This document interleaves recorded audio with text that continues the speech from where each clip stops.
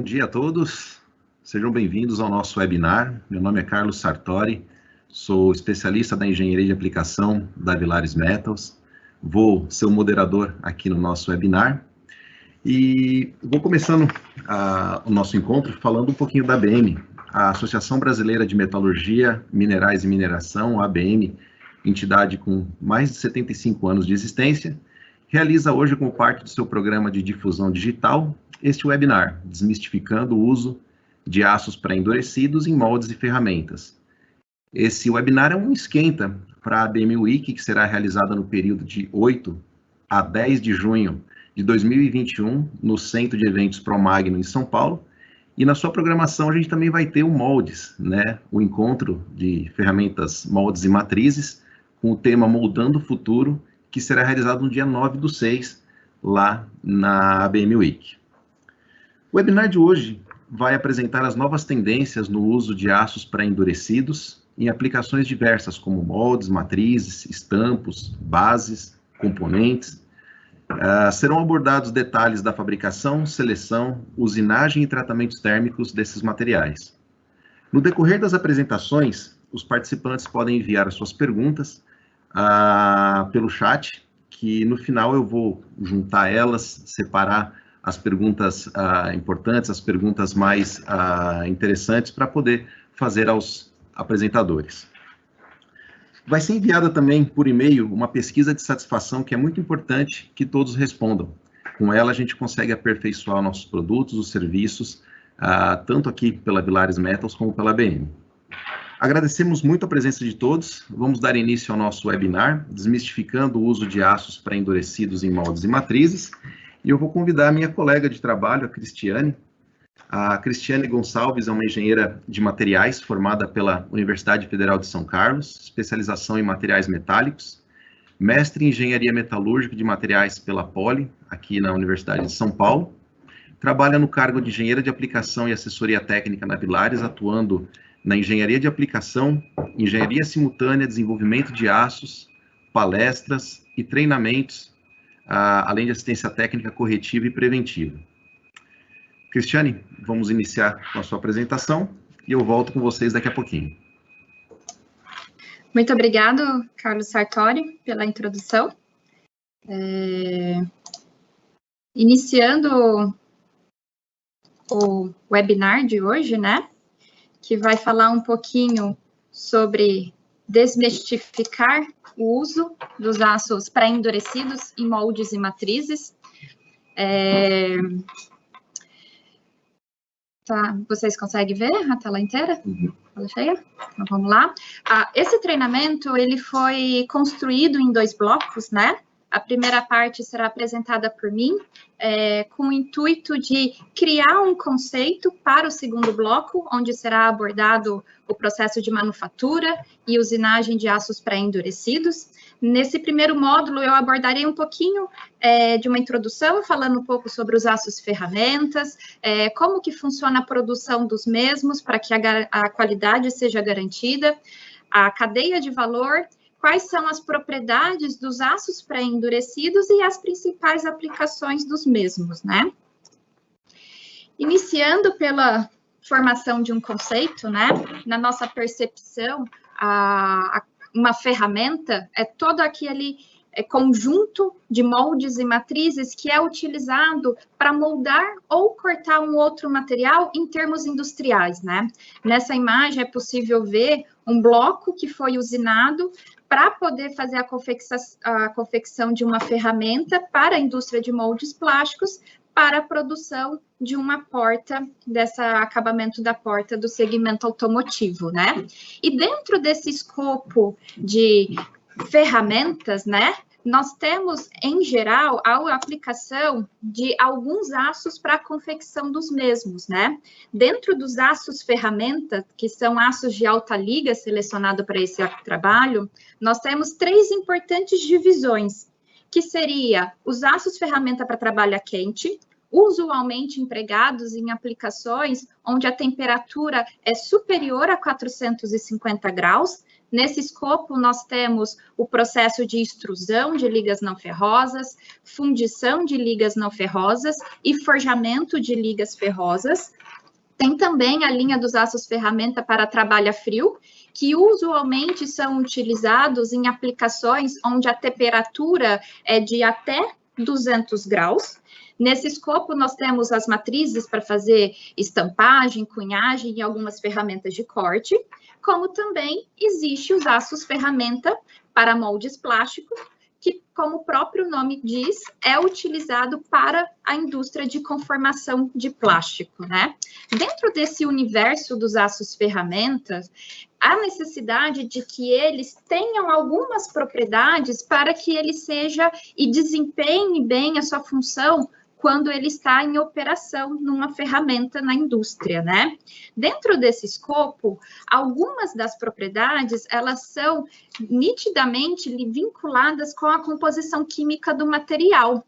Então, aqui, para exemplificar, eu trouxe alguns requisitos, como, por exemplo, a resistência ao revenimento, que é a resistência ao desgaste quente e à deformação plástica, o material resistir a esse fenômeno de desgaste quente, mesmo que em temperaturas elevadas, é dependente da composição química do material. Outro fator muito importante, que é a resistência quente, o quanto ele resiste à deformação plástica, também está relacionado à composição química do material, porque ele precisa ter na composição química elementos de liga que garantam essa resistência quando empregado em temperaturas elevadas.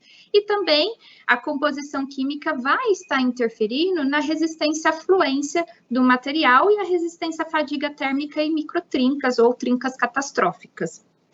Além do escopo de algumas propriedades que são dependentes da composição química do material, aqui até tem exemplificado duas classes de aço, que é o 2344 versus o 2367, o que difere em principal desses dois materiais é o percentual de molibdênio, onde o 2367 possui um percentual de molibdênio mais elevado, exatamente para garantir que essas propriedades de resistência ao revenido, resistência quente e resistência à fluência sejam mais elevadas.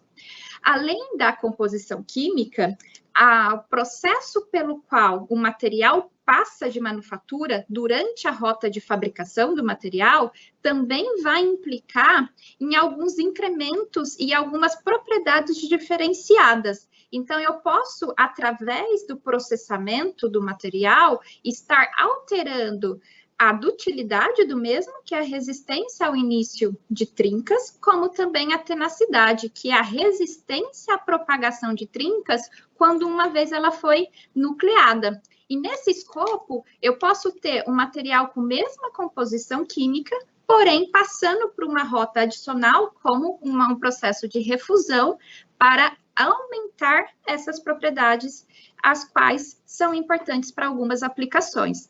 Dentro desse escopo, tem o processo de fabricação dos materiais, onde todo aço de alta liga, no geral, é produzido através de uma usina siderúrgica semi-integrada, na qual parte como a matéria-prima principal a sucata metálica, onde é feita a fusão desse material numa aciaria, contendo um forno elétrico a arco, que vai proporcionar a etapa de fusão do material, será adicionado alguns elementos químicos através de adição de alguns ferro molibdênio, ferro cromo, alguns outros elementos para fazer o balanceamento químico adequado para cada tipo de material que está sendo produzido, e na sequência ele segue para os processos de refino secundário e processo de desgaseificação. Tendo o material totalmente produzido em nossa aciaria, com a composição química correta, processo de desgaseificação, é a etapa que a gente precisa finalizar e solidificar o produto, através do processo de lingotamento. O lingotamento tem como objetivo solidificar o material que foi produzido na aciaria e ter a obtenção dos lingotes. Esses lingotes, por sua vez, vai passar por um processo de conformação termomecânica, que pode ser via laminação ou via forjamento. A decisão de qual vai ser o processamento está muito ligado ao dimensional do produto. No geral, dimensões de grande porte segue para o processo de forjamento, peças, barras, chapas, materiais chatos de pequeno porte vai para o processo de laminação e segue o processo depois para a etapa de tratamento térmico, usinagem de acabamento e expedição do material. Entre esse caminho, eu também posso ter uma etapa adicional entre a aciaria, que eu tenho a formação dos lingotes, e a etapa do processo de conformação termomecânica, que é o processo de refusão desses lingotes que foram produzidos para melhorar a condição microestrutural e o nível de limpeza desse produto para garantir propriedades superiores, em principal de resposta ao polimento e de tenacidade do material. Para exemplificar isso que foi passado, né? Aqui eu trago algumas imagens de diferentes rotas de fabricação para um aço convencional do mercado, um 4140, onde no primeiro quadro, onde está tarjado em vermelho, é possível ver que o material, quando ele passa por um processo de lingotamento contínuo, você tem uma heterogeneidade de microestrutura. Quando você faz uma análise do material, comparando o material na superfície da barra com a região interna do material. Do mesmo modo que eu tenho uma microestrutura heterogênea, quando eu faço uma quantificação de microinclusões no material, que é essa figura aqui logo abaixo, nós temos que o material possui uma maior quantidade de microinclusões presentes no produto. Isso vai estar impactando na resistência à fadiga do material, como também, se porventura for um produto que for selecionado para o molde que requeira um nível de polimento elevado, esse nível de microinclusões não vai permitir a abertura de um espelhamento nesse material. Paralelamente, o material produzido via lingotamento convencional já consegue a obtenção de uma microestrutura muito mais uniforme, quando compara-se superfície, a região meio, raio e núcleo, como também o nível de limpeza microestrutural é bem mais elevado quando comparado com o lingotamento contínuo. E assim sucessivamente, conforme eu vou adicionando etapas na minha rota de fabricação, eu também consigo melhorar ainda mais as propriedades do meu material, que é o caso dos materiais que passa pelo processo de refusão, onde eu tenho uma homogeneidade da microestrutura, eu tenho um material isotrópico, onde as propriedades, tanto na longitudinal quanto na transversal do produto, serão muito próximas, né? Além de aumentar consideravelmente o nível de limpeza microestrutural do material. Em paralelo, além de rota de fabricação, eu também posso fazer algumas melhorias no processo termomecânico, em termos de não somente temperatura, mas grau de redução, deformação e a forma com que ele é feito, com a ajuda de simulação numérica, né? Onde eu consigo saltar as propriedades mecânicas do material com pequenas alterações na rota de fabricação. Aqui tem um exemplo onde pequenas alterações no processo de forjamento resultou no incremento da média de 20% no nível de tenacidade do produto que estava sendo produzido. E tudo isso é muito importante devido à aplicação desses aços ferramenta, que no geral vai para a indústria de moldes e matrizes. Como um exemplo, eu trago aqui a cadeia de valor do segmento automotivo, onde todos têm conhecimento do que é um veículo, né? Nós temos as montadoras existentes no país ou fora do nosso país, e para cada veículo que seja produzido, eu preciso de uma série de ferramentas para fazer a confecção de cada parte. Para isso, a montadora, no geral, contata uma empresa que vai produzir essas peças, que seriam as autopartes, autopeças, ou até mesmo sistemistas que vão estar coordenando o projeto para montar os conjuntos. E essas empresas, elas vão ser responsáveis por contatar uma ferramentaria que será responsável pela produção dos moldes e matrizes. E dentro desse processo da cadeia automotiva, no geral, cada modelo de veículo necessita de 2.300 ferramentas para que eu tenha todas as peças possíveis para a produção de um automóvel. E nesse escopo, eu posso ter ferramentas compartilhadas, daí que existem as plataformas das quais as montadoras se utilizam para compartilhar essas ferramentas, né? E pensando ainda no segmento automotivo, há diversas indústrias envolvidas nessa cadeia de moldes e matrizes, ferramentas, que seria a indústria que faz o processamento de plástico, no geral de todos os componentes utilizados na parte estética, que seja farol, painel automotivo, as laterais de portas, colunas, para-choques, retrovisores, tudo isso são peças plásticas que são processadas pela indústria de plástico. Tem as partes que são referentes à indústria da extrusão de alumínio, que são alguns perfis que vão na carroceria do veículo, as estamparias, que fazem a conformação das chapas, que no geral vão para fazer a carcaça do automóvel e a estrutura do chassi. Tem as forjarias, que fazem as peças, no geral, que vão nos componentes de motores e também na parte dos eixos de roda e de sistema de transmissão. E tem também, por último, a indústria que faz a fundição de peças de ligas não ferrosas, né? Em principal, peças em alumínio. Para exemplificar um pouco essa cadeia, como que ela funciona, aqui eu trago uma imagem onde há um bloco de aço num processo de desbaste e alguns exemplos da ferramenta já pronta, onde tem um molde que faz a injeção de um painel automotivo, e aqui está um exemplo de um molde que faz a produção de um para-choque. Sempre que eu tenho essa indústria de moldes e ferramentas, eu preciso saber qual é a aplicação para que eu possa fazer a seleção mais adequada do produto. No geral, quando é feita essa seleção, eu preciso avaliar algumas condições referentes à aplicação. E dentro desse escopo, eu posso estar, primeiro, avaliando a temperatura de processamento do material, para avaliar se eu vou fazer a seleção de um aço ferramenta para trabalhar quente, ou trabalha frio, ou até mesmo um aço para moldes plástico. Eu preciso verificar a propriedade, se há necessidade de resistência ao desgaste, tenacidade, para fazer a correta seleção do material. Exemplificando esse processo, pensando na indústria de molde plástico, né?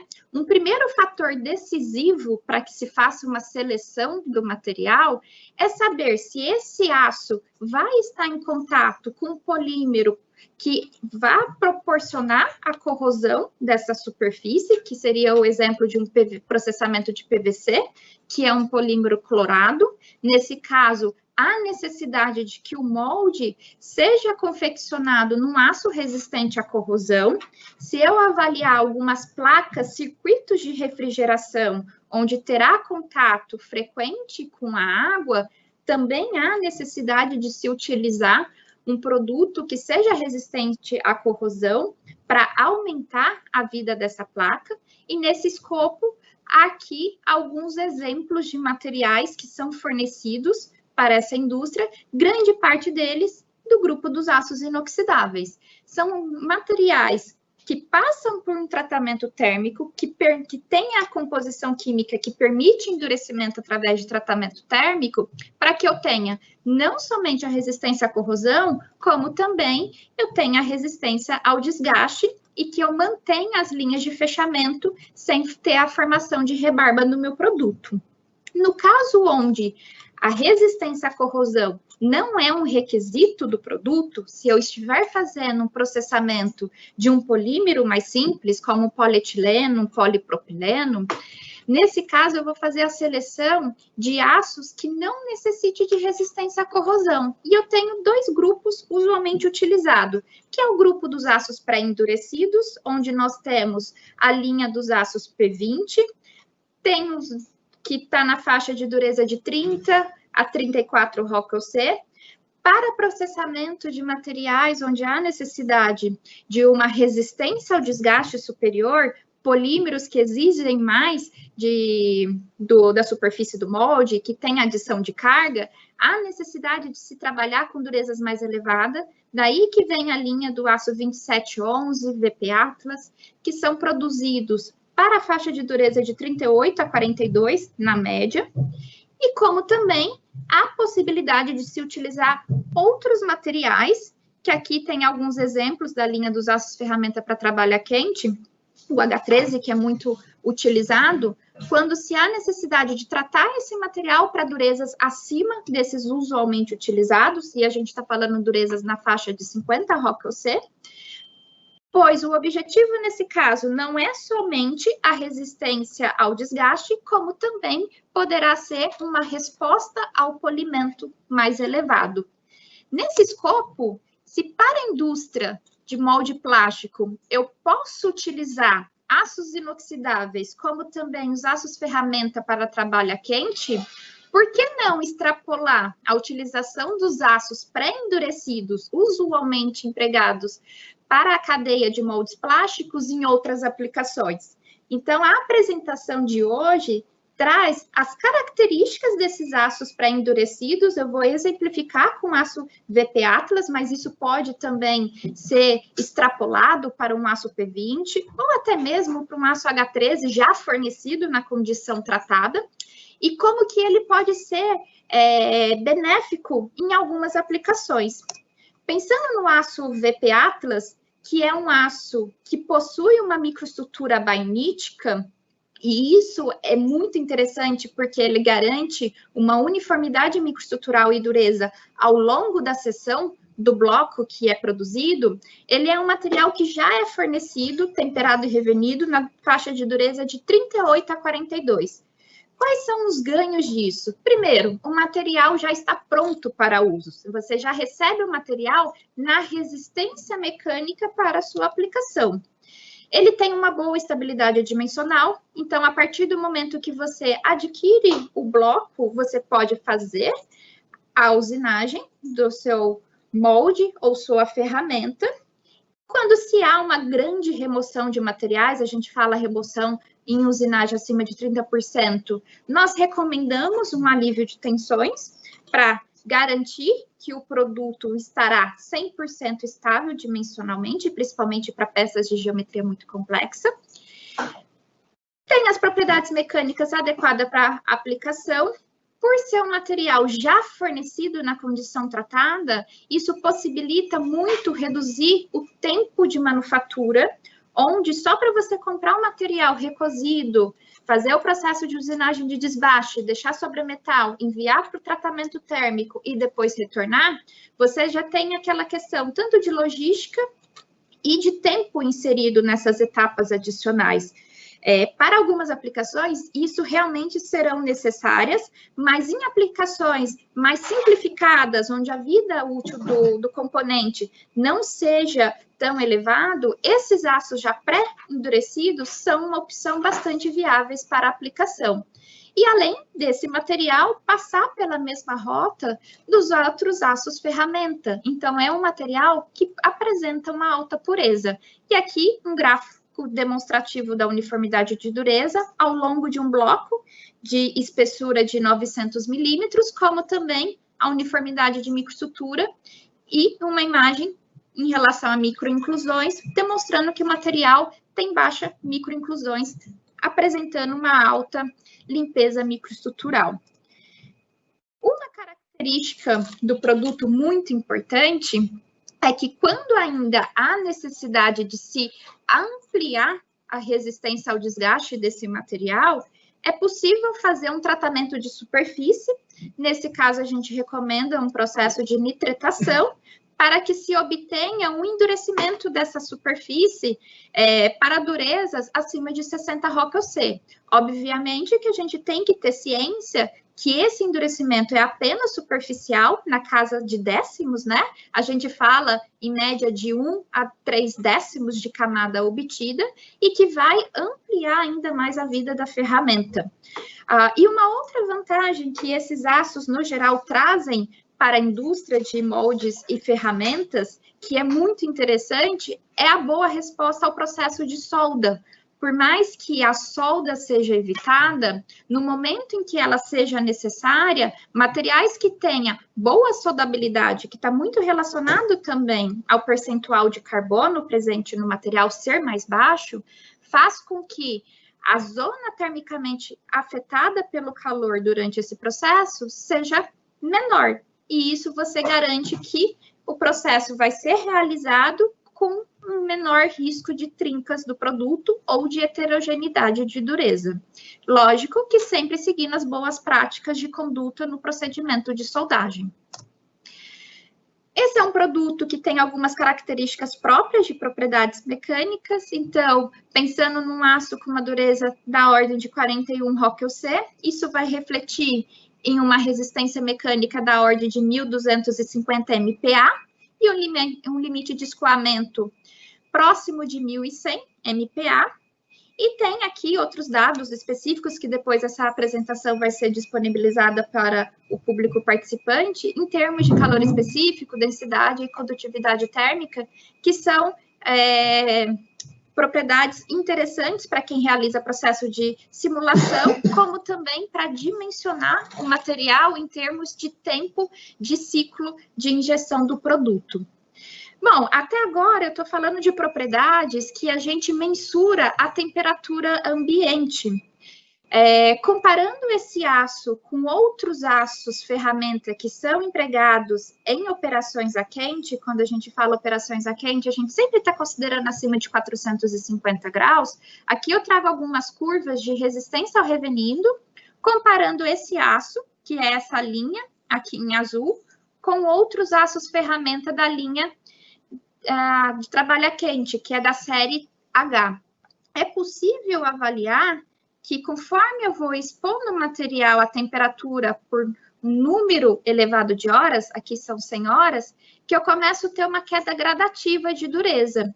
O VP Atlas apresenta essa queda de dureza, essa curva deslocada dos anteriores, porque ele é fornecido numa faixa de dureza mais baixa do que os outros aços são usualmente tratados para aplicação. Quando eu comparo esse mesmo comportamento do material a 650 graus, é possível verificar que todos os materiais terão essa queda de dureza. Alguns resistirão mais à queda de dureza, que está relacionada à composição química, que eles têm uma resistência quente mais elevada. E quando se fala do VP Atlas, ele tem uma resistência, uma redução da dureza do material, conforme é exposto em temperatura, mas muito alinhado com a queda de dureza dos outros materiais usualmente utilizados para trabalho a quente. Em termos de propriedades mecânicas, aqui para comparação, eu utilizei a liga 2714, que está representada em linha azul, com o VP Atlas em linha laranja. Dá para perceber que o material, em função da temperatura do ensaio de tração, ele tem um comportamento semelhante a um aço que é utilizado para processos de forjamento, principalmente forjamento em martelo, em operações que têm alto impacto, e o limite de escoamento apresenta o mesmo comportamento de um aço 2714, onde, nos casos em que há necessidade de uma reposição imediata ou a necessidade de se reduzir o tempo de manufatura para a reposição de uma ferramenta que precisa startar o processo, esse é um material muito viável para essa aplicação. Em termos de especificações técnicas de fornecimento, é possível produzir esse material tanto em seções redondas, quadradas, quanto retangulares. No geral, esse produto, o mercado o consome de dimensões retangulares. Outras dimensões, acima de espessura de 900 milímetros, é possível também produzir mediante consulta. E, no geral, a nossa fabricação é feita visando a faixa de 38 a 42, sendo também possível produzir outras faixas de dureza, tudo isso mediante consulta. Até agora, eu falei um pouco da aplicação do VP Atlas e as propriedades que a indústria utiliza muito para confecção de moldes e ferramentas. Quando a gente fala de aplicação geral desse produto, eu tenho que grande parte das aplicações estão destinadas para injeção plástica, injeção de polímeros geralmente mais abrasivos.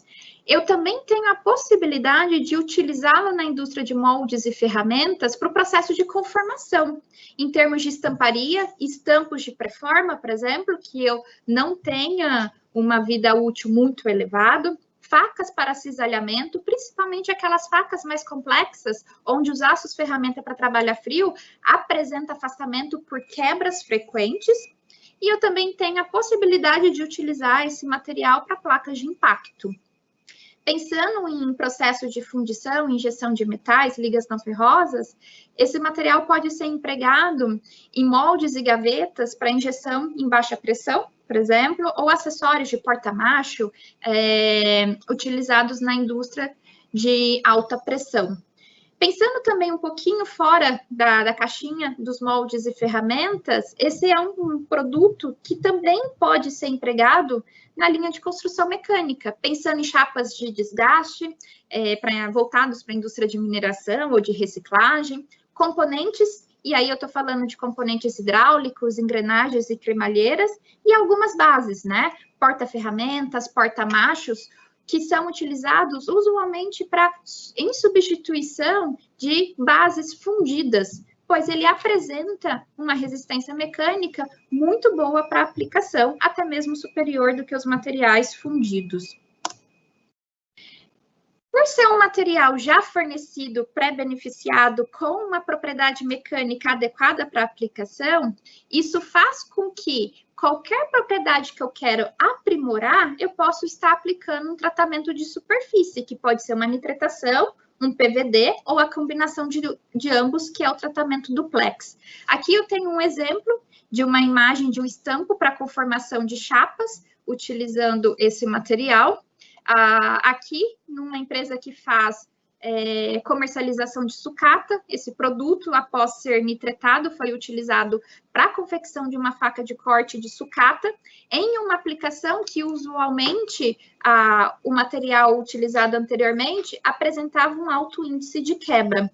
E para finalizar o primeiro módulo dessa apresentação, eu trago aqui alguns exemplos de aplicações desse produto fora da indústria de moldes plásticos, né? Então, aqui eu tenho um molde que faz o processo, uma ferramenta que faz o processo de fundição em baixa pressão de roda automotiva, é uma roda em alumínio, onde usualmente era utilizado o aço H13, tratado para faixa de dureza de 36 a 38 ROC-OC, onde a vida útil estimada era de 30 mil peças e o afastamento dela era por trincas térmicas ou por uma grande incidência de agarramento.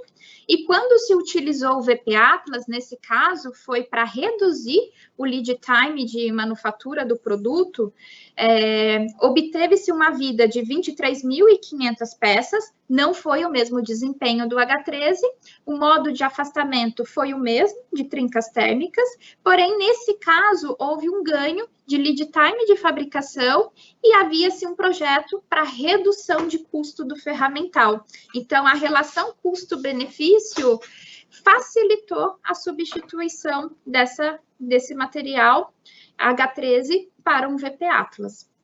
Um outro exemplo, nesse caso, voltado para uma operação em trabalho a frio, a temperatura ambiente, né? Aqui eu trago um exemplo de uma matriz para confecção de bloquetes de calçada, onde o material processado é o concreto, então aqui a operação é a compactação da massa entre esses vãos aqui, que vocês podem ver das lajotas, né?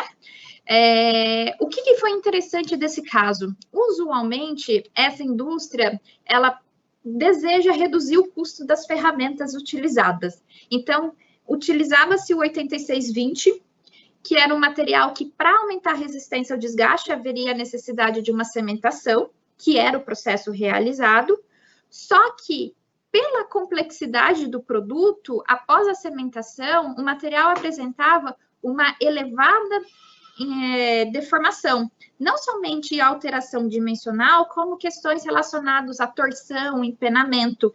E ao fazer as usinagens adequadas para acertar o produto, acabava se removendo parte dessa camada cimentada, e aí o material apresentava um desgaste não uniforme, como também ele tinha problemas frequentes de quebra, porque você tinha uma superfície endurecida, mas a região central do material 8620 tinha uma resistência mecânica mais baixa. Quando foi utilizado o VP Atlas não havia necessidade de fazer o processo de cementação, foi feito um tratamento de nitratação, que é uma temperatura muito inferior ao processo de cementação. Isso infere que o material não possui alteração de forma, houve ausência de deformação, o cliente pôde utilizar o produto e onde o afastamento também ocorreu por desgaste, e nesse caso, ele pode reutilizar novamente a ferramenta após o novo processo de repasse do material e nitratação.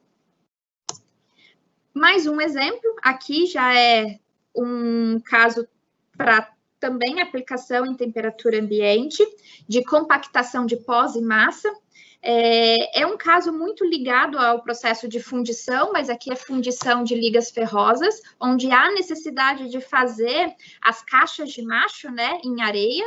Então, antes utilizava-se muito o aço H13 para fazer essas ferramentas para a compactação dessas caixas de macho, mas havia necessidade, primeiro, de um lead time maior. A empresa tinha um grande problema em relação ao sobremetal a ser deixado para ser usinado após o tratamento térmico desse material, e o material tinha um afastamento por desgaste. Nesse escopo, a indústria procurou outras alternativas, migrou para um aço P20, que saiu aqui de 46 para a dureza de 32 média, funcionou relativamente bem, mas ainda tinha um problema de desgaste bastante expressivo. E do P20 migrou-se para o VP Atlas, com uma dureza média de 40 ROC-OC, onde para aumentar a resistência ao desgaste, foi feito o processo de nitratação da superfície e a vida da ferramenta atingiu 80% da vida usualmente obtida para a ferramenta de H13. Nesse escopo, eles conseguiram uma redução de custo, redução em principal do lead time para a confecção de todo o ferramental. Temos aqui um outro exemplo também na linha de processamento de pós, que aqui são chapas de desgaste, né, utilizada em prensas para compactação de tijolos refratários. No geral, essa é uma indústria que já trabalha com chapas de desgaste. Nesse caso, nós produzimos um material específico, laminados em chapas. Aí, nesse caso, a composição química é do VP Atlas, mas a gente denomina esse produto como Hard Max 350. A gente teve aqui, no caso, com a aplicação desse produto, por ele ter uma composição química mais nobre do que as chapas usualmente utilizadas para resistência ao desgaste, mesmo apresentando uma dureza um pouco mais baixa, ele teve a vida útil 4 vezes superior ao processo usualmente utilizado com chapas convencionais de desgaste, e o número de paradas para manutenção foi a metade. E o modo de afastamento foi o mesmo, que foi desgaste da chapa. E para finalizar a questão da aplicação, aqui eu trago um exemplo de como esse produto possui uma dureza uniforme. Nesse caso aqui é um molde de uma grade automotiva para a indústria de moldes plástica, injeção plástica, onde a uniformidade de dureza é extremamente importante para garantir que, ao longo do processo, que não haja formação de rebarba e nem mesmo os desgastes imprevistos, porque essa é uma grade automotiva, é uma peça que fica na frente do veículo e fica bastante exposto, né?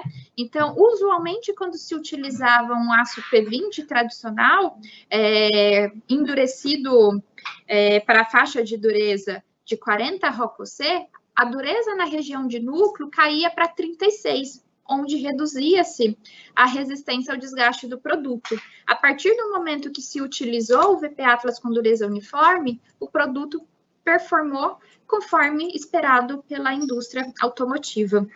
Em termos de bloco 1, formação de conceito, propriedades e aplicações, finalizo agora e vou deixar o espaço para o meu colega, que vai apresentar o bloco 2 desse seminário. Muito obrigado, Cristiane.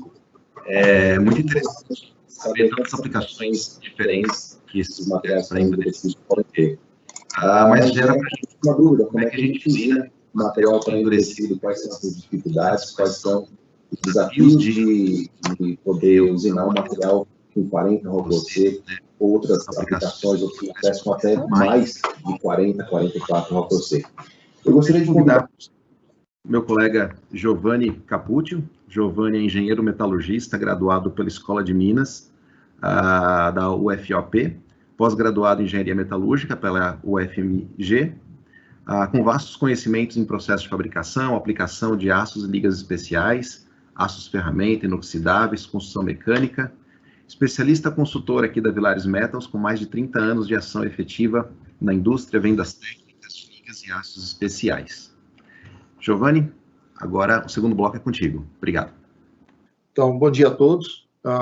Como o Sartori comentou, a primeira parte a gente tratou dos materiais que a Villares produz e coloca no mercado, mas é importante salientar e lembrar que todos esses materiais, para chegarem ao seu uso final, passam por um processo de usinagem. Esse processo é bastante complexo, demanda tecnologias muito avançadas, e ao longo da apresentação, sem querer esgotar o assunto, a gente vai poder apresentar como que a Villares pensa e está se organizando para cuidar desse aspecto tão importante na cadeia de fabricação dos moldes e matrizes. Inicialmente, eu gostaria de apresentar para vocês, já não é muita novidade, há mais de 2 anos nós criamos um grupo que nós estamos batizando de NEUMA, que seria o Núcleo de Estudos de Usinagem e Manufatura Avançada. Esse núcleo é composto por 4 empresas, inicialmente. O Núcleo de Estudos de Usinagem e Manufatura Avançada, ele é composto das 4 empresas, a Seco, a Blase, a Tecno-How e a Villares. Ao longo desses 2 anos de trabalho, a gente já tem desenvolvido vários encontros, né, e alguns trabalhos, né, importantes, e eu destaquei aqui 2 cases que eu vou mostrar para vocês, do status que esse grupo tem chegado e as conclusões que a gente tem conseguido aprender e depois repassar para toda a cadeia. Um breve histórico aí da evolução dos materiais de usinagem e do processo de usinagem em si, né? Até o século passado, nós tínhamos uma sequência de etapas bastante longa, complexa, que envolvia faceamento, desbaste, acabamento, tratamento térmico, usinagem por eletroerosão e, posteriormente, no final, polimento.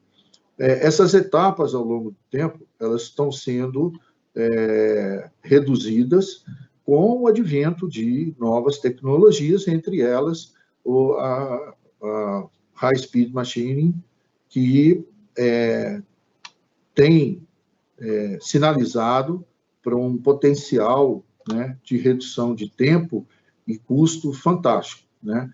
o advento das máquinas de 5 eixos, por exemplo, né, tem propiciado não só redução de tempo, mas qualidade também, atrelada aí às precisões dimensionais que se alcança com esses novas tecnologias. Aqui, comparativamente, a gente pode entender melhor, tomando por base o processo que até então vigorava, né, considerando esse tempo 100%, na medida em que a gente evolui, né, e está num status presente, pensando no futuro, a gente visa aí uma redução de 60% no tempo de fabricação de um molde, exatamente com o advento e a busca dessa tecnologia no uso da high-speed machine, né? A ponto de visualizarmos uma fabricação já num equipamento só. Ilustrativamente, a gente teria aí convencional hoje ainda vigorando em muitas empresas da cadeia de fabricação de moldes, né, as etapas de pré-desbaste, usinagem, pré-usinagem, tratamento térmico, depois usinagem de acabamento e medição. O futuro é exatamente esse, é isso que a gente visualiza no Neuma e busca a todo instante aprimorar essa tecnologia, conhecer melhor e incluir aí não só os parâmetros de usinabilidade intrínseca ao processo, levando também em consideração as características dos materiais.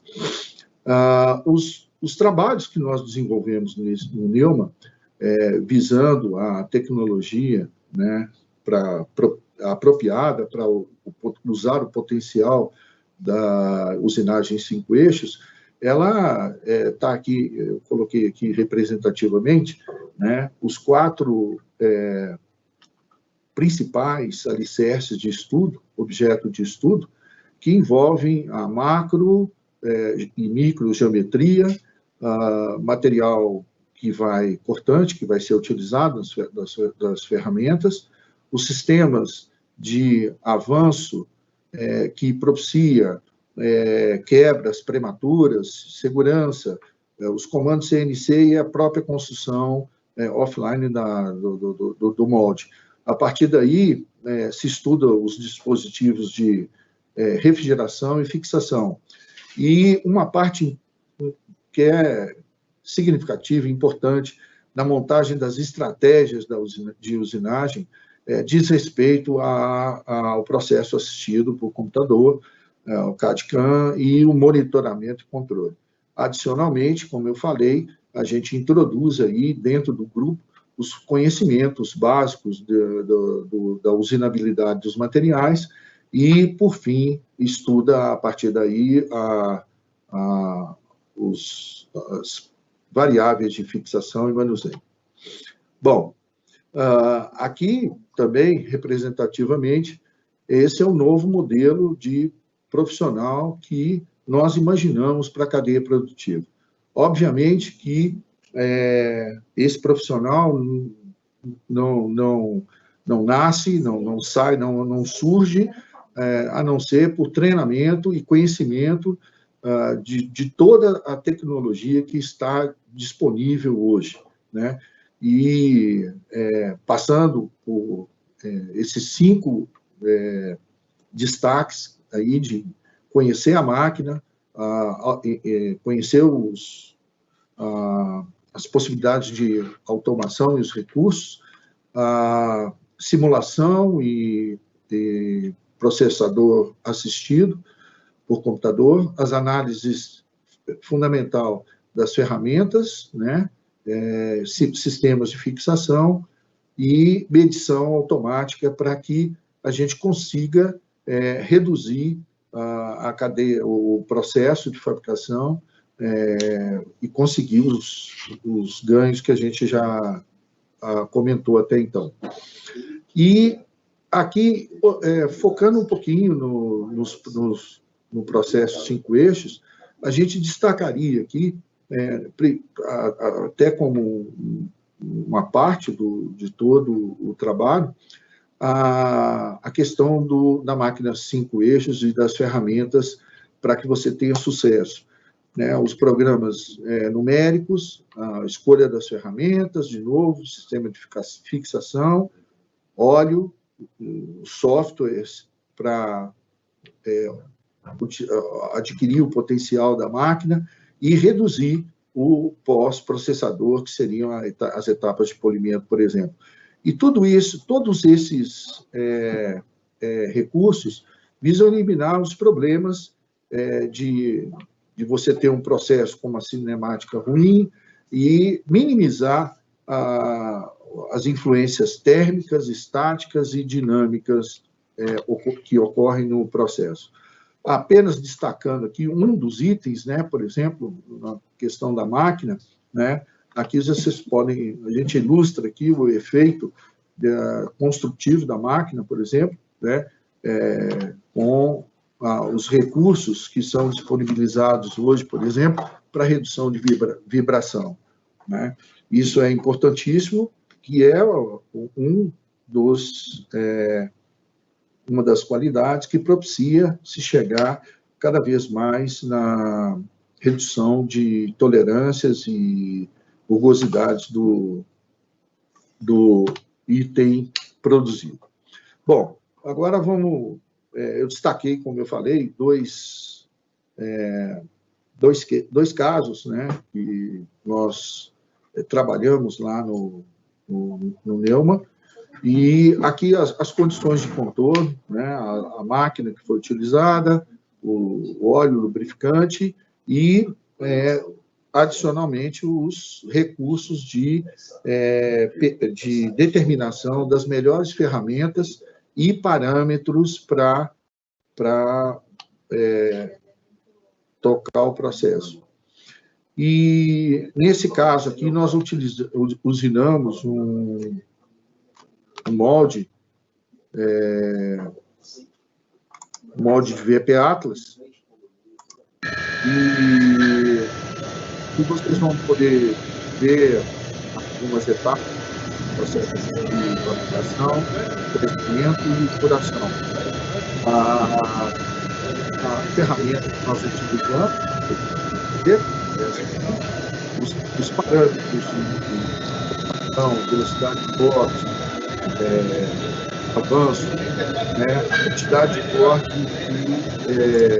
que foi efetuada para cada etapa e a velocidade de avanço estão definidas aqui, assim como a profundidade de corte e a largura fresada.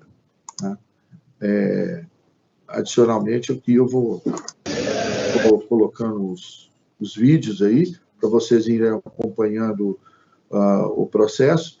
E destaque para o processo, para a etapa de furação, com uma broca de metal duro, com recobrimento.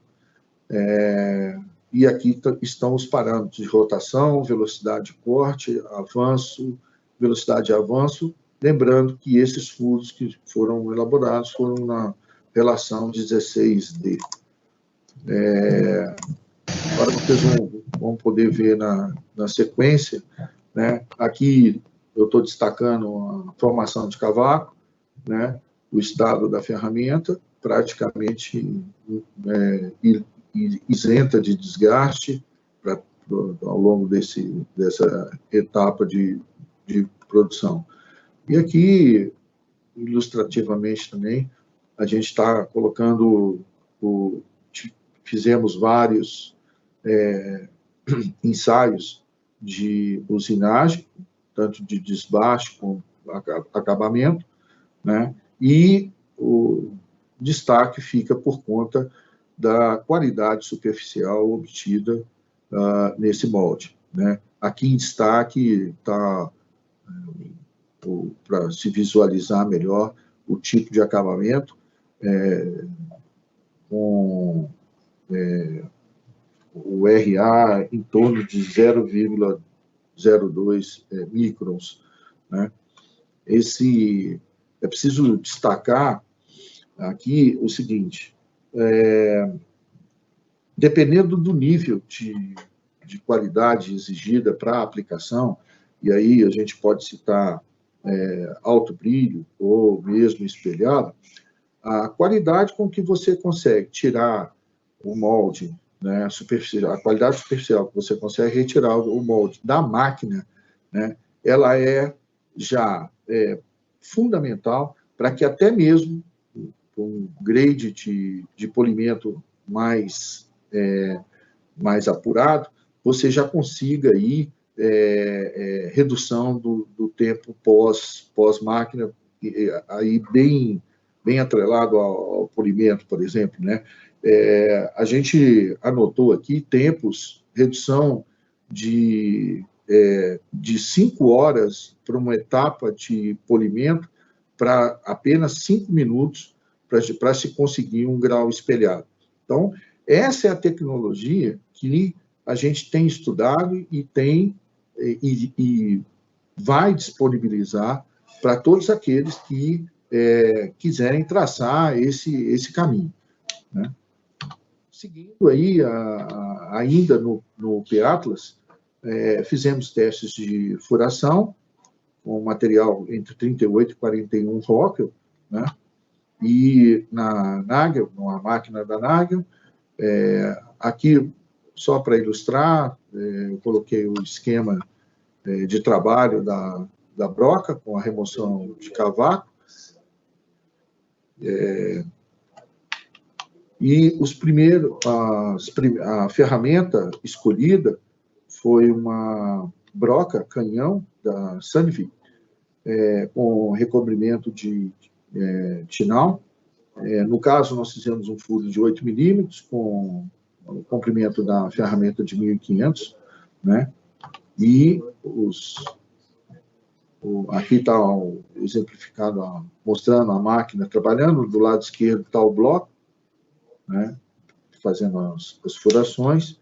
No final, a avaliação dos furos, nós fizemos uma sequência de 50 furos, e aqui está ilustrando o tipo de cavaco obtido durante o processo, os parâmetros de rotação, avanço, velocidade de corte, velocidade de avanço, velocidade de corte, avanço, estão mostrados aí. Para esse processo, nós escolhemos a utilização de uma pressão de 70 bars e óleo integral. Os resultados principais estão reportados aí. Como eu disse, nós fizemos um número de 50 furos, e o que é equivalente a 30 metros, sem a necessidade de reafiação da ferramenta. Ainda na sequência, né, agora eu vou... todo esse processo aí que eu falei até agora, ele foi implementado para materiais com até 42 Rockwell, que é característico do P-Atlas, e aqui, na sequência, eu vou apresentar os resultados que a gente conseguiu na usinagem de molde de um H13M para pré-temperado para 52 Rockwell.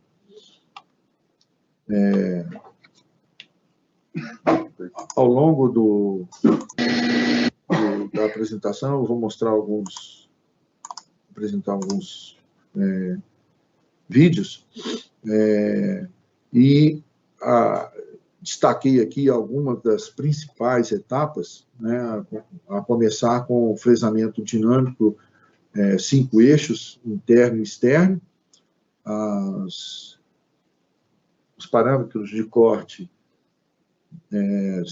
de rotação, velocidade, avanço e velocidade de avanço estão definidos aqui, com a profundidade de corte também.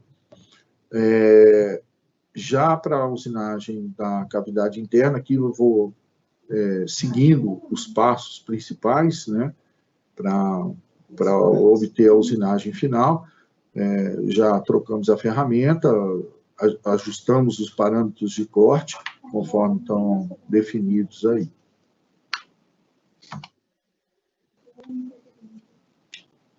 Ainda no pré-acabamento do material interno, né, como está ilustrado aqui, as ferramentas vão sendo alternadas, trocadas, e os parâmetros ajustados, né, para cada uma dessas etapas, para produzir a melhor processo e a melhor qualidade superficial possível, né. Ainda nas etapas intermediárias, pré-acabamento interno, fresa com outros parâmetros também aqui ajustados, o fresamento 5 eixos, pré-acabamento simultâneo, interno e externo, e, por fim,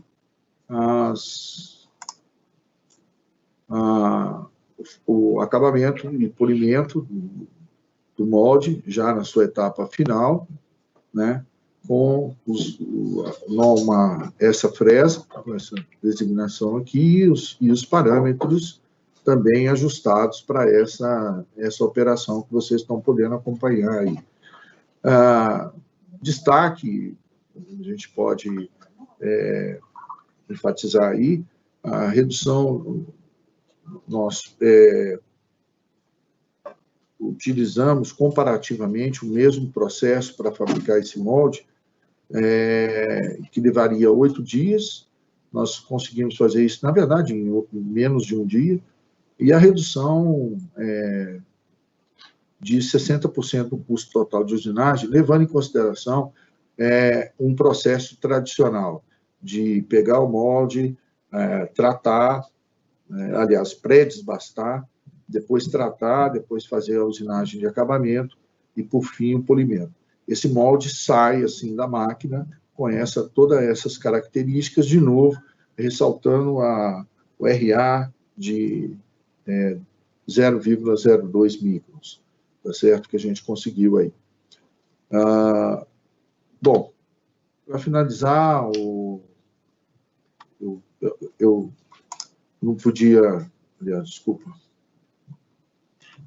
não podia deixar de comentar.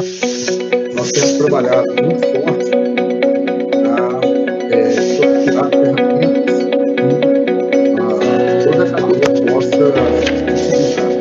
Nós criamos um pilar que é o Connect, para que vocês possam ter aí padrões de qualidade,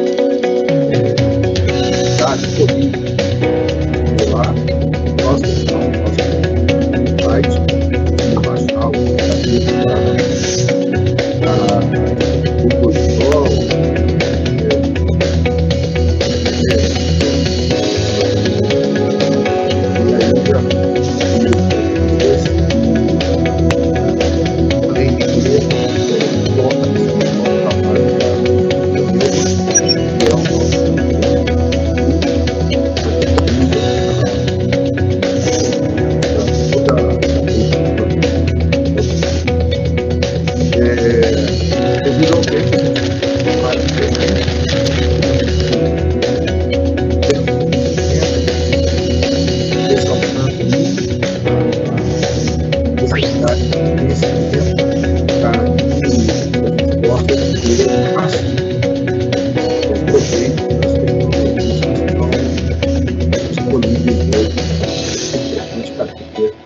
de fabricação de moldes e matriz. Ok, Sartori, eu acho que podemos abrir aí as eventuais perguntas ou solicitações de esclarecimento aí. Obrigado. Obrigado, Giovanni. Sim, nós temos algumas perguntas aqui que foram enviadas pelo chat. Eu vou começar com uma pergunta incrível aqui, que eu acho que ela é um tanto polêmica, mas é importante a gente discutir. Pergunta do Luiz Roberto: aços ferramenta pré-beneficiados determinarão o fim dos tratamentos térmicos convencionais desses materiais? E aí eu abro para Cristiano para o Giovanni responder. É uma boa pergunta. Exatamente. Acho que ambos podem responder, né? Exato. Na verdade, o que acontece, né? Esses aços, eles também passam por tratamento térmico, mas eles já saem da usina tratados, né? A grande questão na qual a gente explora esse material é quando a gente quer reduzir exatamente o lead time de fabricação e posicionar em algumas aplicações onde a empresa busca uma redução de custo, né? E quer fazer uma aplicação de um material menos nobre. Tem alguns casos que a gente até mensura o seguinte: esse material, quando a gente coloca ele em aplicações de estampagem a frio, ele não vai ter a mesma retenção de corte ou a mesma resistência ao desgaste de um aço convencionalmente utilizado para essa aplicação, que é um D2. Mas quando o afastamento da ferramenta é muito elevado devido a quebras, ele se torna uma alternativa bastante viável pela questão da tenacidade do produto, né? Então, eu acredito, pelo menos essa é a minha percepção, Giovanni pode até complementar, que haverá um equilíbrio. Os aços que demandam a usinagem para depois serem tratados ainda terão a sua aplicação e eles vão ter a performance esperada para essa aplicação. E em casos onde eu demando uma vida útil mais baixa, que seja para uma prototipagem ou até mesmo produção de peças menos seriadas, e eu quero ter um custo mais reduzido na operação, vale a pena inserir esses materiais para teste. Só complementando, a Cris está correta. A resposta mais adequada, talvez, para essa pergunta é: o futuro dirá. Porque a gente toma como exemplo o que já é uma alternativa utilizada nos países mais avançados, com relação e de menor custo, de maior qualidade, eventualmente, de uma fabricação de moldes e matrizes, por exemplo, na Europa. Lá, o advento da usinabilidade de moldes pré-endurecidos já é uma tecnologia utilizada em uma rota de fabricação consagrada. É claro que ainda existem limites. À medida que você caminha no sentido da elevação da dureza e fabricação e disposição de materiais cada vez mais duros, a gente vai bater no limite da tecnologia, tá certo? Mas, por exemplo, há casos em que a tecnologia 5 eixos ela avançou e até mesmo na prevenção de falhas em tratamento térmico de moldes de paredes finas, por exemplo, né? É uma situação crítica para o tratamento térmico e que pode aí trazer uma boa alternativa até mesmo de prevenção de falha catastrófica durante o tratamento térmico. Haja visto a criticidade, né, do processo de tratamento para esses moldes. Então, existe aí uma possibilidade, né? Uma possibilidade interessante que, por exemplo, como eu mostrei, a gente já caminha aí para os moldes de 52, 54 Rockwell, até com relativa facilidade. E também, volto a enfatizar, a questão não é a eliminação do tratamento térmico em si, a questão é o quanto você ganha na qualidade superficial, né, que você consegue tirar do equipamento. Né? Se trata de você trocar etapas manuais para etapas automáticas e controladas, e de resultado garantido. Então, essa questão do tratamento térmico, o futuro vai dizer isso aí para nós. Mas, de qualquer forma, o tratamento térmico sempre vai existir, seja ele fornecendo bloco via fornecedor de aço tratado, como também as próprias ferramentas compra o bloco, envia para um prestador de serviço de tratamento térmico. Todos esses materiais precisam ser tratados para performar durante a operação. Legal. Voltou para mim a câmera? Acho que ambos estão ao vivo. Outra pergunta, eu vou tentar mesclar uma de aço, metalurgia, uma outra ligada à usinagem. A pergunta do Mário Previato. Giovanni, é possível dispensar uma operação de acabamento posterior como retificação com bom grau de acabamento, RART, uma máquina high-speed para o VPATLAS? Sim. Esse é o objeto de estudo que de trabalho que nós estamos fazendo lá no Neuma, né? Eu não sou especialista, né? Eu tenho que ficar no meu lugar aqui, lembrando, eu sou metalurgista e estou aqui representando os meus colegas de trabalho. Mas é possível, sim, a ideia é essa, né? Se não eliminar, por exemplo, a última etapa, né, de polimento, ela pelo menos vai reduzir, como eu disse, de 5 horas para 5 minutos, porque você já parte de uma superfície desenhada, esculpida, com alto grau de qualidade em termos de redução de rugosidade e, como se diz, fidelidade ao design, tá certo? Esse é o ponto. Nós agora temos uma ferramenta fantástica para conseguir planejar e chegar no final sem muita surpresa, sem surpresa naquilo que a gente planejou. É claro que atrás disso tem todo um estudo, uma preparação, né, que eu, como metalurgista, quando eu comecei a trabalhar com o grupo, eu fiquei, sinceramente, muito entusiasmado e fã da técnica, da tecnologia que é incorporada e é possível ser incorporada hoje. Então, temos aí um longo caminho a percorrer, que passa por treinamento, conhecimento das ferramentas adequadas em termos de tecnologia para poder conseguir chegar lá. Mas é possível, sim. A resposta é sim.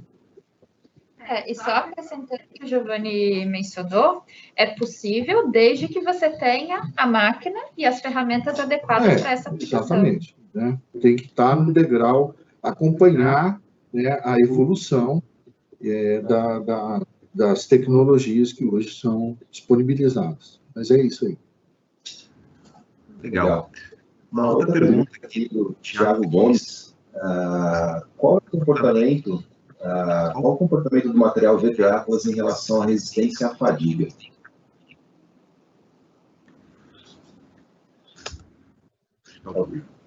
Em relação à fadiga, ele falou qual fadiga? Mecânica, térmica? Bom, fadiga mecânica. Tá. Acho que até o Giovanni pode me ajudar com a resposta dessa pergunta, né? Se a gente pensar, por exemplo, em fadiga térmica, né? Esse é um material que tem uma composição química menos nobre do que um aço ferramenta para trabalho quente. Então, esperado que se tenha uma quantidade maior de trincas térmicas formadas conforme o material é empregado em temperaturas elevadas. Em termos, assim, de fadiga mecânica, devido ao processo de fabricação desse produto, passar por uma rota que garante uma microestrutura uniforme e uma quantidade de microinclusões baixa, você tem uma limpeza microestrutural bastante elevada, isso faz com que ele tenha um bom comportamento em relação à resistência à fadiga. Em termos de mensurar, comparando com outros materiais, aí a gente tem que se balizar pela faixa de dureza de utilização, né? Então, se a gente compara esse material usualmente com 4340, convencional de mercado, onde a gente sabe que a quantidade de microinclusões, principalmente a base de enxofre, são mais elevadas, esse material, o VPATLAS, vai ter um comportamento melhor em relação à resistência à fadiga. E uma outra questão que eu também sinalizo é a questão da dimensão do material, né? A gente tem a possibilidade de fornecer esse material em bitolas redondas, desde bitolas laminadas até mesmo bitolas forjadas. E essa questão da qualidade microestrutural, de resistência à fadiga, também está relacionado com a dimensão do produto, né?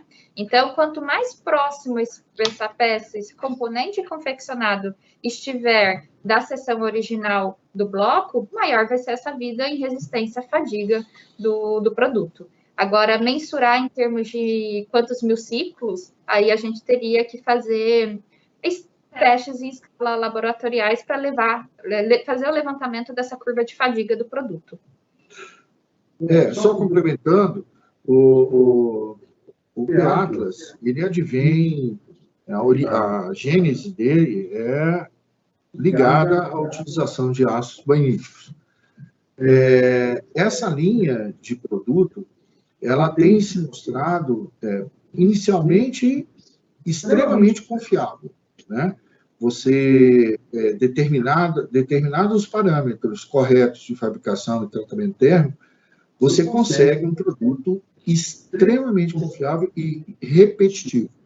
Ou seja, ele possui, pelo artifício metalúrgico da transformação baínítica, você garantir uma homogeneidade, né, de dureza e resistência, e, consequentemente, tenacidade, ao longo de toda a sessão. Quer dizer, você não tem um gradiente de propriedades ao longo de toda a sessão. Isso, por si só, pensando no elemento mecânico, né, já é uma grande vantagem, né? Reduz tensões residuais, que são, por exemplo, uma das possíveis acelerador de falhas, né, desses itens. Então, já começa por aí. A segunda coisa, que é o que a Cris comentou, né, devido à limpidez e desenvolvimento microestrutural do material durante a fabricação, certamente ele tem propriedades mais elevadas do que os tradicionais aços de construção mecânica disponibilizados no mercado. Mas, para isso, vamos dizer, a gente tem a nossa equipe de engenharia aqui. Para cada caso, a gente pode informar com detalhes, né, essa situação de melhor resistência à fadiga, etc. Tá certo? Mas é esperado um resultado superior. Legal. Tem uma pergunta aqui, que voltou a imagem para mim. Voltou. Pergunta do Felipe, a pergunta longa aqui. A transição do processo convencional, né, que a gente conhece de aços recosíveis, usina, tratamento térmico, acabamento, a transição disso para aços pré-beneficiados, pré-endurecidos, pode trazer grandes benefícios em termos de custo, processo, tempo de fabricação de moldes, até mesmo logísticos em muitos casos. Então, os aços pré-endurecidos estão disponíveis no mercado. É necessário que os usuários desenvolvam processos de usinagem, muitas vezes até necessário uma quebra de paradigma em relação a essa questão. Perfeito. Eu gostaria de saber a visão da Cristiane e do Giovanni sobre o quanto essa questão já avançou na indústria, né, e as perspectivas de avanço para os próximos anos. Muito boa pergunta. Legal, é interessante essa pergunta. Eu posso até dizer que essa pergunta, o início dela já responde uma parte, né, da mesma. O que acontece? Hoje, na indústria, de um modo geral, a gente vê uma cadeia, em termos de ferramentarias, né, com muitas pessoas que startaram o processo na época do Senai, que aprenderam os conceitos básicos de usinagem, onde a gente tinha aquela questão de que o material de maior dureza vai riscar o de menor dureza, e que quanto menor a dureza do material, mais fácil é de se remover cavaco, de fazer a usinagem. Então, sempre que a empresa depara-se pela primeira vez com aço pré-endurecido, principalmente esses aços com uma faixa de dureza da ordem de 40 ROC ou acima, a primeira questão, a primeira atitude que o ferramenteiro toma é reduzir todos os parâmetros de corte. E quando ele faz isso, ele acaba exigindo mais da ferramenta dele, porque ele não vai ter a queda de cavaco de modo adequado.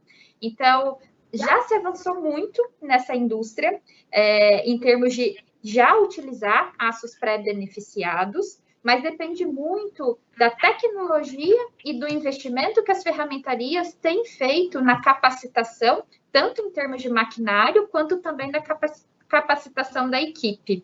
Então, hoje, para ferramentas de uma complexidade geométrica menor, quando a gente fala ferramentas para fazer forjamento, por exemplo, já é usual a indústria comprar um H13 já pré-beneficiado na faixa de dureza de utilização. E quando a gente fala nessa faixa de dureza de utilização, a gente tem desde 38 a 42 até próximo de 50 Rockwell C. É usual comprar um 2714 também já pré-beneficiado, em alguns casos utilizar o VT Atlas também para essa aplicação, sem grandes problemas. O maior empecilho que a gente percebe ainda hoje é a indústria onde há necessidade de fazer uma usinagem mais complexa, onde há uma grande quantidade de furos, furos de grande comprimento, corte e abertura de rosca, né? Onde muitas vezes se utiliza os parâmetros de corte não adequado para aquela dureza que está sendo utilizada. Então, é realmente um paradigma que precisa ser vencido em cada empresa, mas a partir do momento que a gente faz um trabalho, e esse trabalho não é feito apenas por mim, pelo Giovanni ou pelo Carlos Sartori, em termos de acompanhamento do produto, a gente tem algumas parcerias, o Giovanni acompanha muito com a Seco, eu faço muitos trabalhos com a Sandvik, então todos esses parceiros relacionados a fornecedores de ferramentas de usinagem nos ajudam bastante nesse processo para quebrar mesmo o paradigma, né? E junto a gente tem algumas empresas que fornecem máquinas, né? Uma Mazak, uma Tecnohal, todas elas nos suportando nesse processo, a Blaser com fornecimento de fluido de corte. Então, é um trabalho que é feito a várias mãos, exatamente para quebrar esses paradigmas que foi construído um conceito no passado, de que material com dureza elevada é material ruim de ser usinado. Exatamente. Né? A resposta está completa, apenas é preciso visualizar o futuro. Imagina uma forjaria hoje precisando responder com agilidade e rapidez, novos itens, novos projetos, ou mesmo um eventual aumento de produção, como a gente está experimentando agora, né? E você demandar 20, 30, 45 dias para conseguir a matriz para você iniciar a produção. Ou, quiçá, uma falha catastrófica de uma matriz que não falhou, não chegou no seu no tempo de vida previsto. Numa situação dessa, né, você precisa de extrema agilidade. E a gente não pode ignorar as condições tecnológicas que estão sendo disponibilizadas para nós agora. O recado que a gente quer dar é o seguinte: a Villares, ela está adequada e pronta para atender ao mercado nessas situações de que você precisa já do material pré-beneficiado. E apresentamos aqui, claro, sem a pretensão de esgotar o assunto, como é que a turma da usinagem tem disponibilizado essas tecnologias. Agora, cada um tem que fazer o seu papel. Não adianta a gente até ser audaz aqui e apresentar esse trabalho, né, e dizer que agora está tudo resolvido, está tudo uma maravilha. Não, cada um tem que fazer a sua parte para que, no final, a gente consiga correr mais do que os nossos concorrentes, tá certo? Eu estou falando aqui de toda a cadeia, não estou falando só da Villares. A resposta é essa, eu acho que essa é o pensamento que a gente tem que levar para frente. Mas obrigado pela pergunta, é a essência do que nós estamos fazendo aqui hoje. Exatamente. E só para complementar, a gente só consegue avançar a partir do momento que a empresa que está utilizando o material nos traz essa oportunidade e a abertura para que a gente possa interferir Sim. e alterar alguns parâmetros do que usualmente eles utilizam. Eu acho que é um crescimento para todos, economia de tempo, também é uma oportunidade de se revisitar o processo e melhorar a produtividade. Perfeito. Legal. Ao vivo.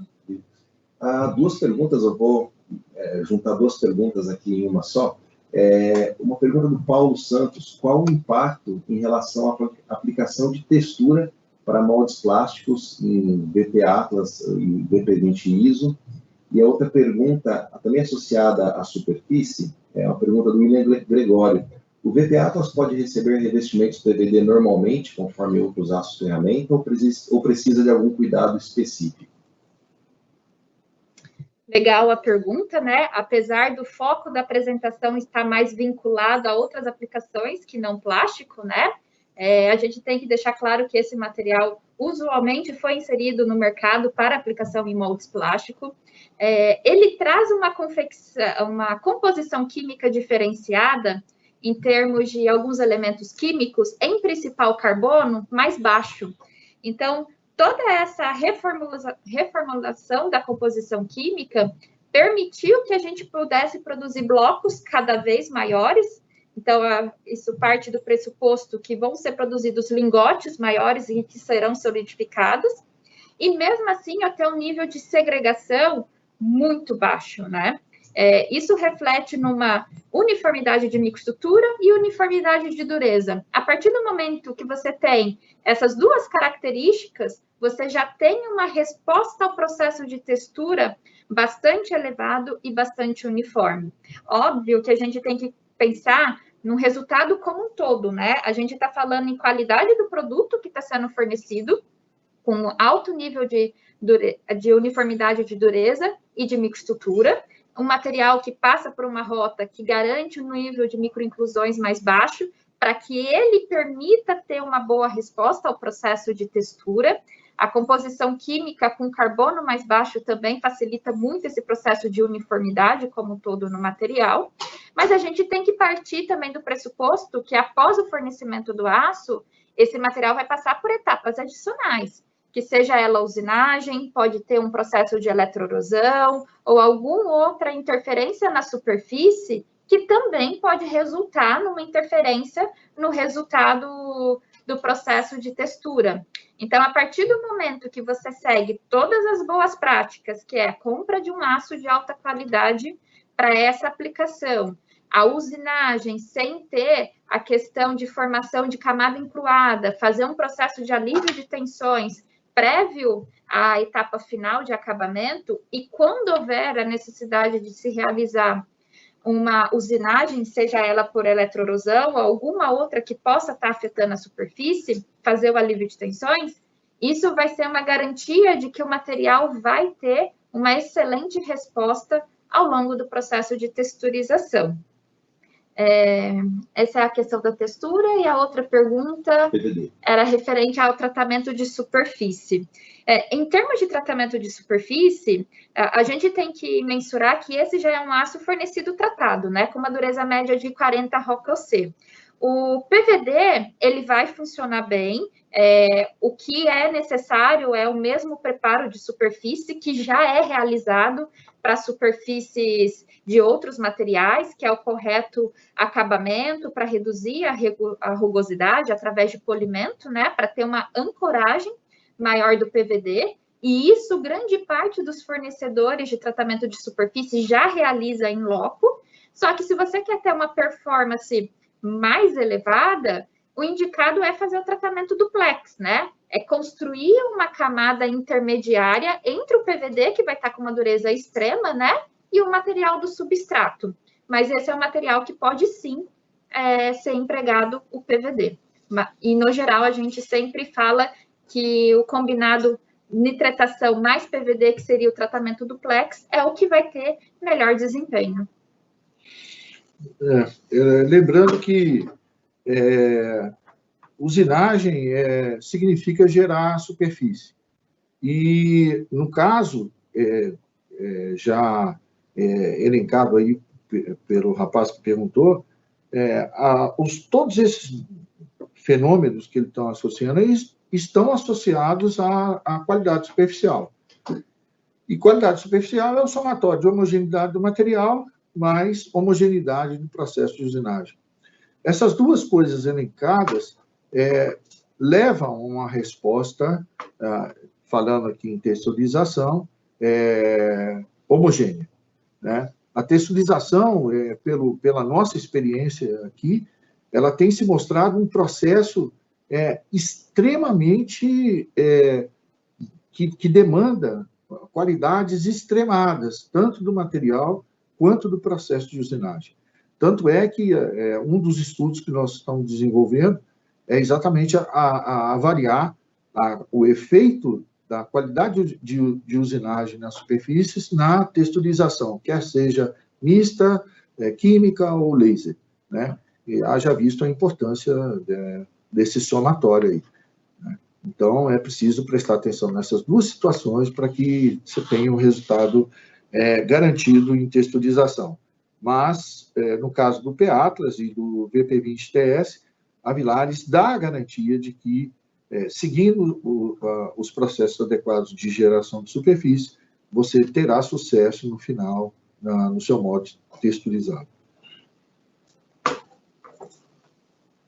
Ana, eu consegui com a ABM aqui 10 minutos de lambuja. Eles deixaram a gente avançar 10 minutos aqui no... Tem pergunta para 10 minutos? Tem 20 perguntas ainda.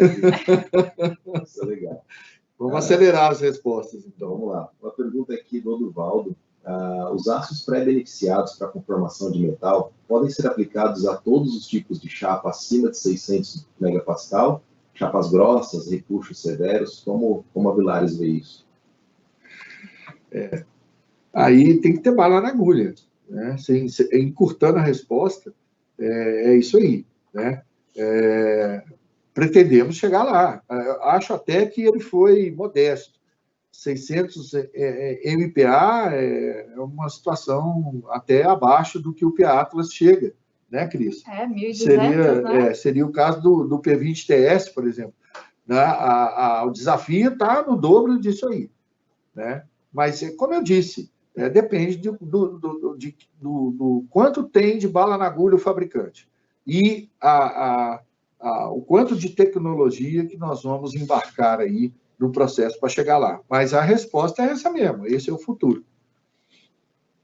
O Giovanni já respondeu por completo, não tem nem o que acrescentar. É um combinado. O que for combinado com a indústria é possível de ser obtido, né? Nós, como fabricantes de material e também prestadores de serviço de tratamento térmico, gostamos de desafios. Então, o que a indústria trazer, a gente estuda e avalia todas as possibilidades. Mas que é possível, isso sim.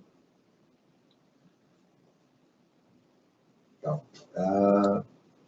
tem uma pergunta aqui, mais associada a aços inoxidáveis, que podem ser fornecidos para endurecidos também, para moldes que necessitam de resistência à corrosão e que se utiliza inoxidável para sua confecção.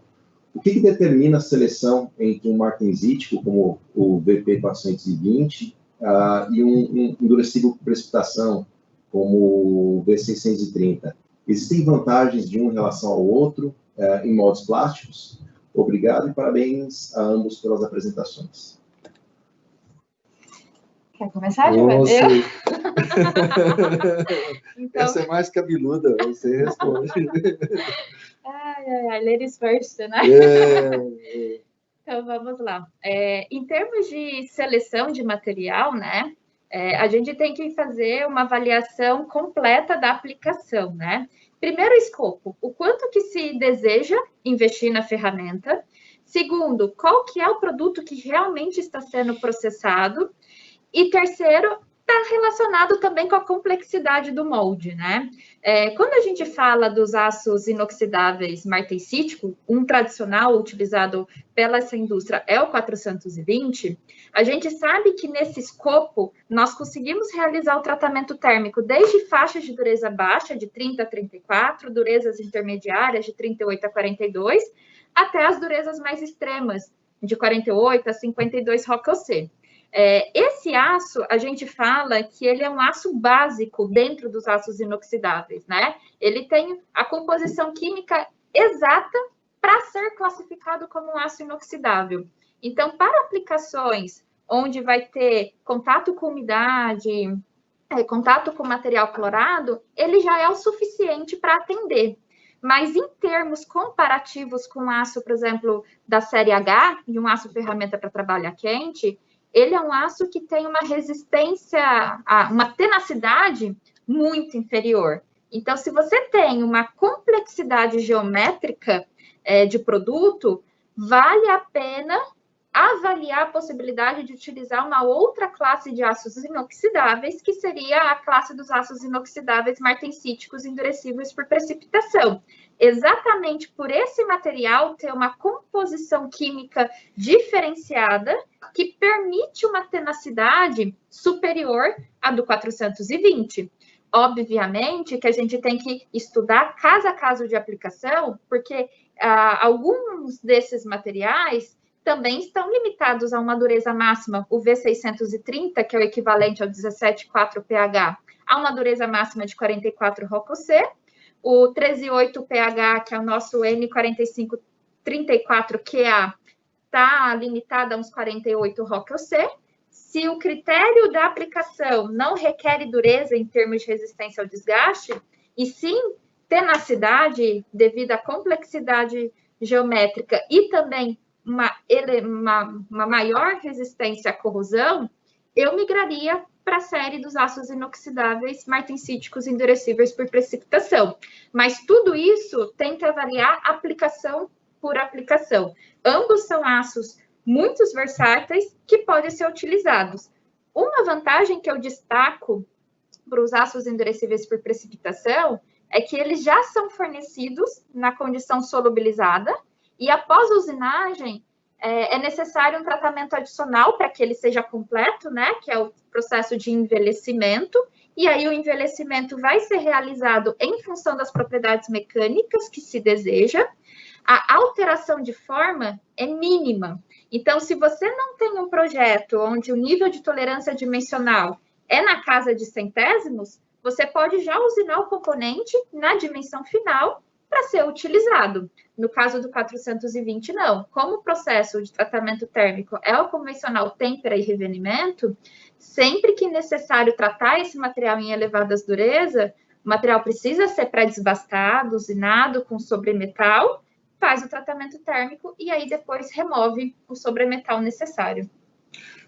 Então, a resposta mais do que completa, mas a única contribuição que eu queria chamar a atenção aqui, de novo, corrosão, processo superficial, atrelado diretamente à qualidade superficial, rugosidade. Superfície com menor rugosidade, mesmo para um aço que promete resistência à corrosão atmosférica, como os inox martensíticos, né?